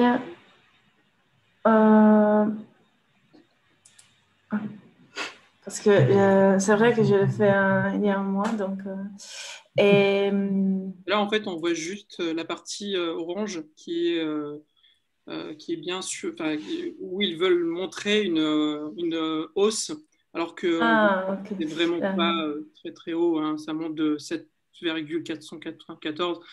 à 7.222, alors que c'est pas vraiment des hausses. Enfin, ils veulent juste montrer qu'il y a une hausse, alors que ce n'est pas le cas. Oui, c'était ça. D'accord, ouais, ça biaise. Hein. La flèche donne l'impression que c'est exponentiel alors que pas du tout. Ouais. Et là, l'autre, c'était La dernière, moi, celle-là, elle n'est pas très... Ah oui, et ça c'était pour montrer que on a des régions en Inde qu'ils ont plus ou moins la même pourcentage entre les végétariens et les non-végétariens, mais on ne peut pas vraiment le comprendre facilement grâce à la couleur et l'image.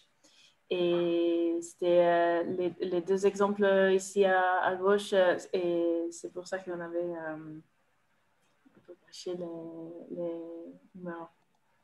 Et la question c'était, je ne sais pas trop, mais oui, la raison c'était ça. Mais je crois que ce n'est pas une question aussi que la couleur de l'extérieur est supérieure à 50, justement. Oui, normalement, la couleur de l'extérieur est toujours au-dessus de 50. C'est la pourcentage majeur.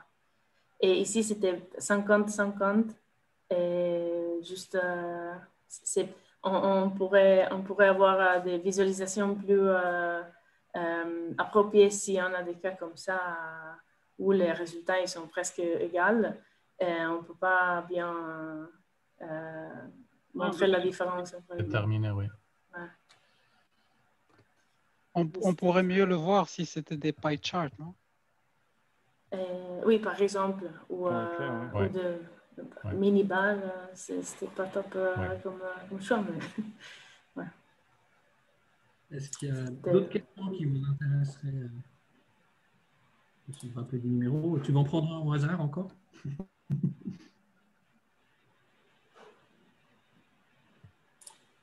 Allez, Biden. Je vais voir les questions à cause de l'actualité. Ouais.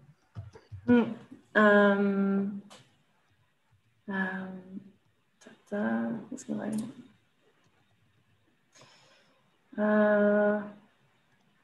oui, c'était ici les pourcentages en comparaison avec les autres.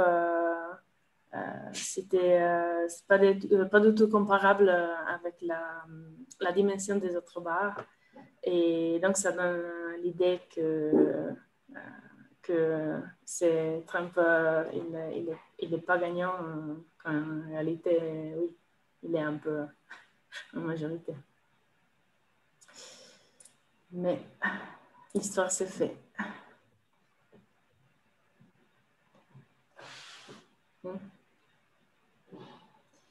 Après, je prends des autres random.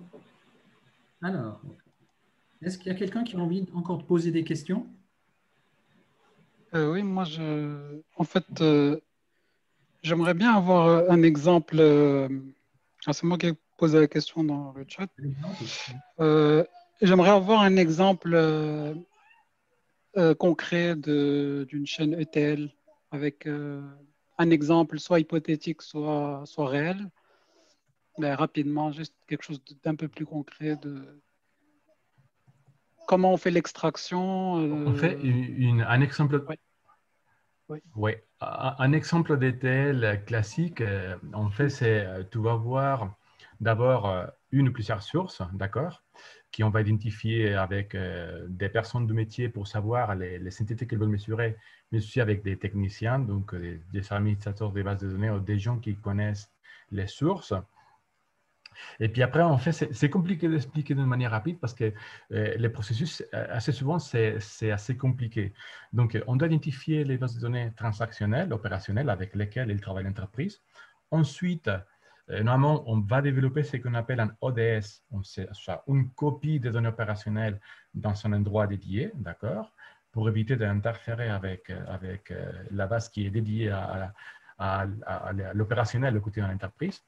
Et c'est à partir de ces données qui sont dans l'ODS où on va travailler d'abord pour les nettoyer et ensuite pour les transformer. Donc, il faut nettoyer parce qu'on ne va pas vouloir tout récupérer. Il va y avoir des données qui peuvent donner lieu à des erreurs. Et ensuite, on va les transformer selon les besoins que l'utilisateur a exprimés pour le reporting final. Donc, on a cette première partie, extraction à partir de la source. Il y a cette deuxième partie de transformation et nettoyage des données. Et enfin, on va les charger dans un schéma comme on a vu durant l'atelier. Donc, un schéma qui est dimensionnel avec une table d'effets au milieu et les dimensions à côté. Et c'est à partir de cette base qu'on appelle Data Warehouse, puis après peut-être ciblé sur des data marks plus spécifiques, qu'on va exploiter et qu'on va développer le reporting. Et les tables de faits, en fait, c'est à l'étape de. C'est à quelle étape? C'est à la dernière étape ou c'est à l'étape d'extraction? Non, ça c'est la dernière étape. Les tables de faits sont les dernières étapes. Donc, une table de faits, par exemple, comme on a vu dans l'atelier, sont les ventes. Donc, dans ces tables de ventes hypothétiques qu'on a vues, on a vu qu'on gardait les produits, les clients, les fournisseurs, la date et les produits avec un ou plusieurs indicateurs, comme les montants, comme les unités vendues. Donc, la table de faits, elle va garder chaque vente pour un client donné, un fournisseur, un produit, un jour, si on a défini les grands comme jour. Voilà, ça, on va peupler la table avec ces éléments qui viennent d'un processus métier qui est la vente. Et bien entendu, compte tenu qu'on a défini ces 4 dimensions, client, fournisseur, produit, temps, on va les exploiter, on va pouvoir les interroger très facilement à partir de cette structure des bases de données. Donc, c'est une façon de loader les données sous forme de table de faits, mais il y a aussi le schéma en étoile, c'est une autre façon. C'est ça? C'est une façon différente. Non, on fait les schémas en étoile, c'est ça. Le schéma en étoile, on l'appelle en étoile parce qu'il y a cette table de faits qui est au milieu et qui est entourée par des tables dimensionnelles. Des tables sont les axes d'analyse. Donc, tu as la table des faits avec les ventes. Et à côté, tu vas avoir une table dimensionnelle qui va contenir les clients de l'entreprise, une deuxième avec les produits, une troisième avec les fournisseurs et une quatrième avec les temps. D'accord. Et ces tables dimensionnelles, elles proviennent de l'ODS? Elle peut provenir de l'ODS. Voilà, elle peut provenir aussi des systèmes externes. Mais dans l'exemple qu'on a donné, oui, ça va venir de l'ODS, d'une application qui va gérer les ventes de l'entreprise. D'accord, merci. Il y a aussi une question, si on a le temps de répondre, il y a une différence entre un dashboard et un KPI. Les KPI sont inclus dans le dashboard. C'est ça, tout à fait. On fait un KPI, c'est un Key Performance Indicator. Donc, ça veut dire que c'est un indicateur clé que l'entreprise a défini pour mesurer l'activité et mesurer leur performance dans un domaine en particulier. Donc, les KPI sont définis par les métiers. Ils vont dire quelles mesures ils vont utiliser pour pouvoir mesurer l'activité. Et aussi, lié à un KPI, il y a un objectif si on parle d'un dashboard. D'accord? Un dashboard sert à mesurer la performance de l'entreprise. Donc, ça ne sert à rien de mesurer, d'avoir des KPI si on n'est pas capable de les confronter avec un objectif. Donc, les dashboards, c'est qu'il va nous donner, l'évolution d'une de ces mesures clés d'entreprise et il va nous comparer l'état par rapport à l'objectif donné. Par exemple, encore une fois, les ventes. On a défini pour une telle entreprise des ventes pour l'année 2021 de 1 million. Un des KPI d'entreprise sont les ventes, les chiffres d'affaires et les dashboards ventes. Une des choses qu'on va voir, ça va être par exemple, pourquoi pas, en gauche, avec un indicateur qui nous dit où nous sommes par rapport à l'objectif de 1 million de ventes en fin d'année. Excellent. Merci beaucoup. Je crois qu'on arrive gentiment. Il est 20h30 pétante. Oui. Donc, on est dans les temps. On a même pu prendre le jeu. Alors, on a mixé le jeu avec les questions. Là, vous voyez devant vous le résultat du rôti que 11 participants ont répondu. Alors, c'est sur 5. Normalement, on fait ça avec les doigts de la main. Donc, si tu descends un petit peu plus bas, Maria, on va lire rapidement. Merci pour surmer les 5, en tout cas. Bonne introduction et vulgarisation des concepts. Félicitations. J'ai trouvé la présentation très intéressante. J'ai trouvé en début de présentation quelques notions étudiées à l'université. J'ai appris de nouvelles choses. Je participerai avec plaisir à d'autres conférences. À bientôt. Fantastic events by IBA Geneva. Eh oui, merci. Très intéressant. Ça permet de conforter dans le domaine de la business intelligence. D'ailleurs, à la recherche d'un stage. Vous avez vu le message, si jamais, dans le chat. Très clair. Le jeu est super. Donnez un exemple concret de bout en bout de la source cible, notamment avec un outil. Alors ça, c'est peut-être Mehdi qui vient de poser la question. Et peut-être lui. Voilà. Ouais. C'était la première fois que j'assistais à un atelier. Je reviendrai. Bienvenue. Inspired, ok, je suis très satisfaite de l'atelier, très enrichissant. Merci pour ce partage. Je vais te donner un peu plus d'informations sur la partie BA de mon côté. Peut-être que quelqu'un aurait voulu témoigner, pourquoi pas. Donner un exemple concret de la chaîne BI. C'est Mehdi, il a fait 2 évaluations. Voilà. Interesting. Exact. Voilà. Ça vient. Même anonyme, on retrouve les gens. Hein. Voilà, intéressant. 3. Et voilà, on a lu carrément les 11 évaluations.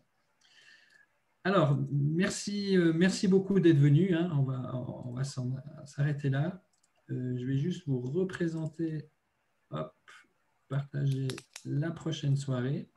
Il sera une soirée, donc, vous allez le voir ici, avec Eva Polini. Elle n'est pas là ce soir, mais ce sera sur un retour d'expérience de la business analyst dans les projets data Lego.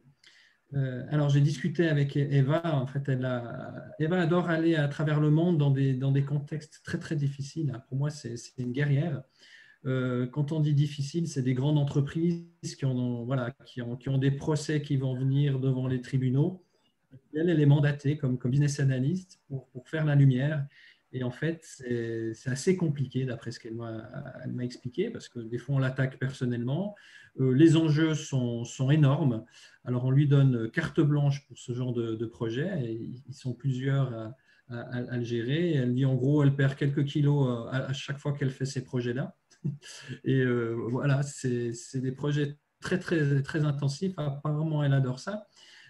Et par ailleurs, elle a écrit un livre sur la business analyse. Donc, voilà, je vous invite à nous retrouver. C'est toujours gratuit, toujours en ligne.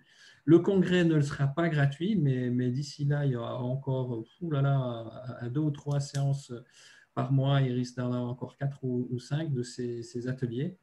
Et le prochain, donc, ce sera le jeudi 11 février, même heure, même endroit, enfin, en tout cas pour nous. Voilà. Merci beaucoup. Bonne soirée.